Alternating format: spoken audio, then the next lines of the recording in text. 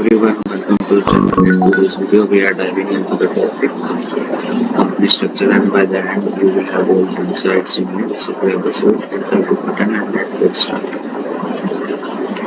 So, company structure chart in Bitrix24 is a nice visual representation of the hierarchy in your team. As an administrator, you can easily see who belongs to each department and manage access permissions. So you can create the department admin roles. For creating the department, you can click on the plus icon and you will get the option to create the department. You will click on the next option to create the department, and you can move the people from one position to another based on their position and the company structure hierarchy. A person will have different access level.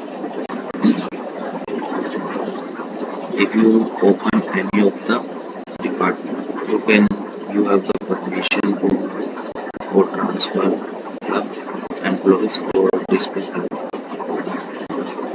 So thank you for watching. If you found this video helpful, don't forget to subscribe and click the bell icon.